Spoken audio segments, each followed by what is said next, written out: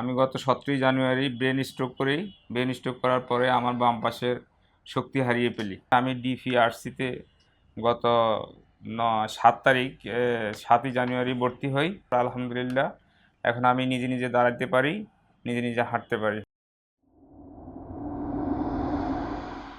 বিসমিল্লাহির রহমানির রহিম। দর্শক, ডিপিআরসি থেকে আমি বাত ব্যথা প্যারালাইসিস বিশেষজ্ঞ মোহাম্মদ শফিউল্লাহ প্রধান। আমাদের এই যে রুগী জনাব মুস্তাফিজ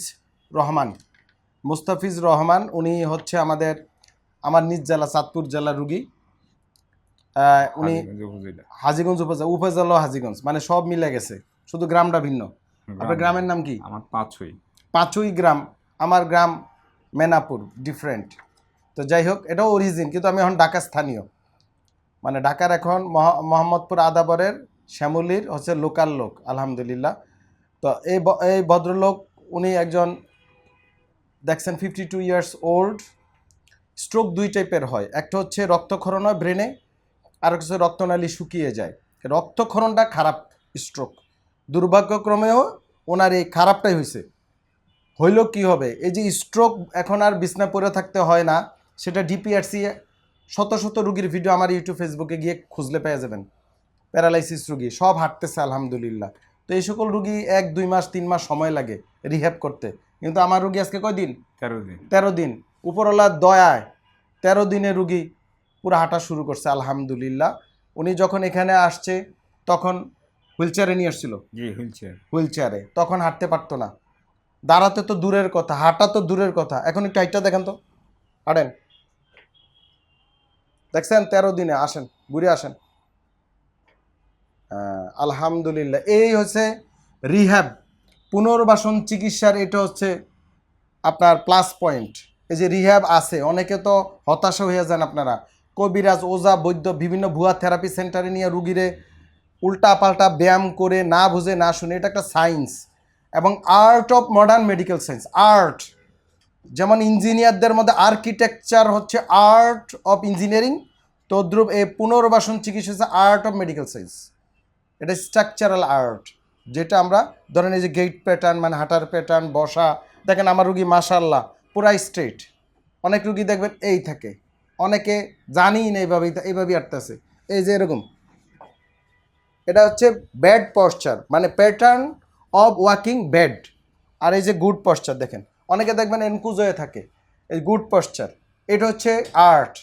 এই গুড পশ্চার না হলে রুগী পরবর্তীতে বিভিন্ন প্রবলেম দেখা দিবে। তো বলেন, আপনার একটু বলার কিছু আছে কিনা? আপনি কবে আসছেন, কি ঘটছিল? যে আমি গত 17 জানুয়ারি, আমার নাম মোহাম্মদ মুস্তাফিজুর রহমান, হোম ডিস্ট্রিক্ট চাঁদপুর, উপজেলা হাজীগঞ্জ। আমি গত 17 জানুয়ারি ব্রেন স্ট্রোক করি।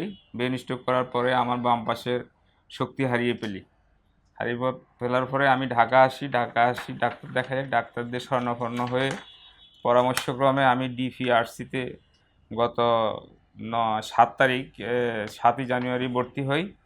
ভর্তি হওয়ার পরে দীর্ঘ 13 দিন সেখানে আমি ফিজিওথেরাপি দেই। ফিজিওথেরাপি দেওয়ার পর আলহামদুলিল্লাহ এখন আমি নিজে নিজে দাঁড়াতে পারি, নিজে নিজে হাঁটতে পারি। সবাই আল্লাহর মেহেরবানি এবং ওনাদের অশেষ প্রচেষ্টার কারণে আজকে আমার এই অবস্থা। সবাই আমার জন্য দোয়া করবেন। জি দর্শক, সবাই রুগীর জন্য দোয়া করবেন, যেন রুগী একেবারে সম্পূর্ণ সুস্থ হয়ে যায়, আর যেন খারাপ না হয়। স্ট্রোকের রুগীর একটি প্রবলেম ভালো হয়ে যায়, চলে যায়, গিয়ে আবার খারাপ হয়ে যায়। কি হয়? প্রেশার নিয়ন্ত্রণে থাকে না, ডায়াবেটিস নিয়ন্ত্রণে থাকে না। যদি স্ট্রোকের রুগী যারা ভিডিওটা দেখছেন, আপনারা নিয়মিত প্রেশার মাপবেন, ডায়াবেটিস মাপবেন, ওষুধ খাবেন, খাবার খাবেন, ঘুমাবেন, অস্থিরতা দূর করবেন। তাওয়াক্কুল তো আল্লাহ, আল্লাহর উপর ভরসা রাখবেন। কারণ পেরেশানি আমারও হয়, আমি ডাক্তার হলে কি, আমি তো আর ফেরেশতা না। পেরেশানি কোপ করতে হবে, মানে পেরেশানির ঊর্ধ্বে চলে যেতে হবে, পেরেশানি রাখা যাবে না।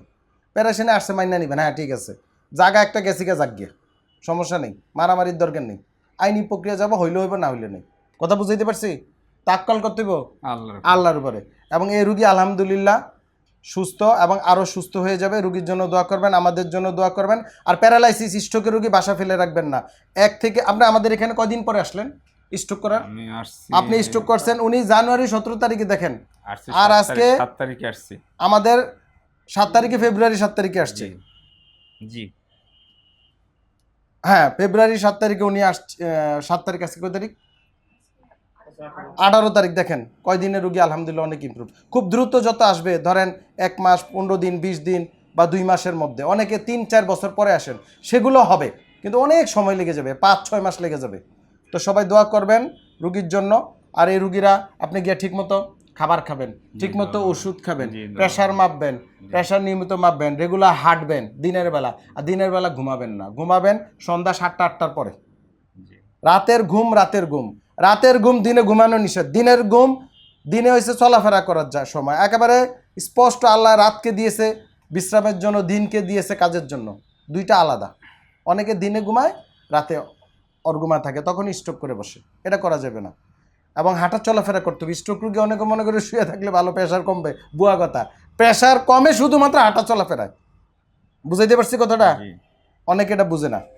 তো যাই হোক, রুগীর জন্য দোয়া করবেন। আসসালামু আলাইকুম রহমতুল্লাহ বারকাতুহু। আসসালামু আলাইকুম। ডিপিআরস লিমিটেড, আস্থা, বিশ্বাস ও নির্ভরতায় অবিচল।